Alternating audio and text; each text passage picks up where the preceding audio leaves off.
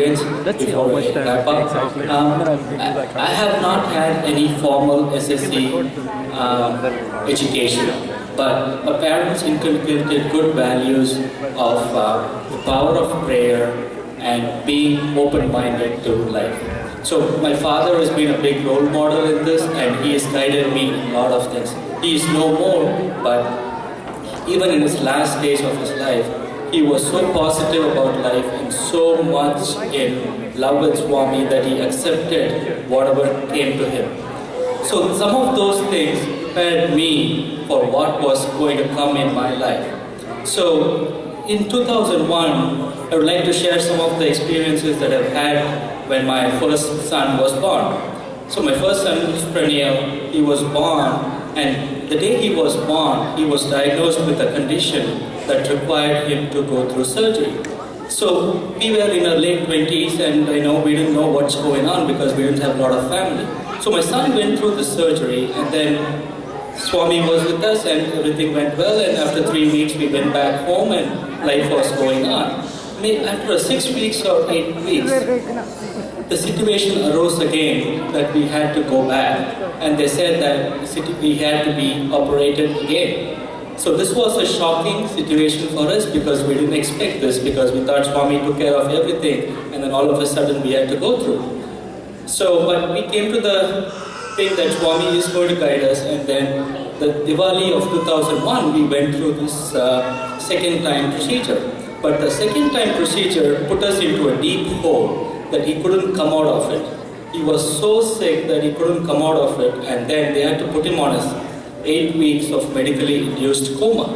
So for 8 weeks he was totally bedridden. He can't see anything. And during the time, the surgeons, they were figuring out what is the right approach. So we airlifted him to Boston, and then Christmas of 2001, they successfully completed the primary surgery. But because he was in the bed for 8 weeks without, on a medically induced coma, he had a lot of collateral damage. So between Christmas and the following summer, we had to go between ICU and rehab and all of those stories. And by the time we got home was summer of 2002. And then the next 3 years, we converted our home to be in hospital to kind of take care of all the other necessary things. So the reason I bring this up is during the time when he was first time to all along, all we had was Swami's picture, the famous Swami's picture with the lingam, a vibhuti packet, and he had a Walkman CD man next to him, which was playing Baba's song, Sundaram Sai Bhajans, continuously. Even the nurses, doctors, everybody knew that Swami is there, and even when we are not there, they were constantly replaying it. Even though he was sleeping, whatever it is, he was still listening. During the course of time, what happened was, it was an ICU, and then we were not there at the time when we entered. The doctors and the nurses said, hey, you had a guest who came in and spent an hour next to Pranil's bed. So we were like, we don't have a family around here, and we didn't know who it was.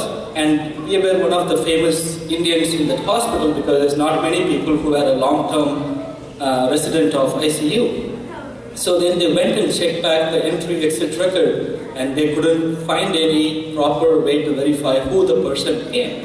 And it's an ICU, it's pretty secure, obviously. So then to us, it was a reaffirmation that it was Swami who came over to kind of reinforce that he is with us. So the reason I bring this up is when you are in Swami's fold, it is not that Swami is going to keep you in a petal of roses all over, but whatever goes through, he is going to give us the strength. We were in our late 20s. I didn't have any exposure to anything like this, but to be able to handle the situation, to be able to successfully come out of it, it is impossible without the power and guidance of Swami. Swami does not give you what you want, but he will give you what is right for you so that you can develop out of it. And he will give you the strength to handle it. Now, 13 years later, my boy is not perfect, He still has works ways to go, but he's definitely breathing and he is able to get along. So that is the message I want to deliver. And on top of that, what the message that we got out of this is, we need to accept life the way it is. Acceptance, once you accept whatever Swami gives you, we feel that whatever is given to us is the right thing, and what we can do as a devotee of Swami is to thank him and then work towards what the best we can make out of it.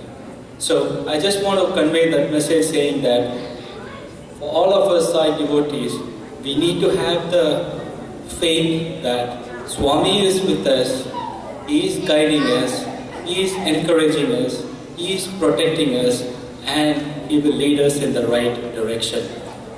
Today is Eashwaramma Day. I would like to wish all the mothers here a happy Mother's Day, and my wife for being a good support and taking good care of my 2 little boys. And with that, I give my humble pranams to Swami. Thank you so much for watching. Jai Sai.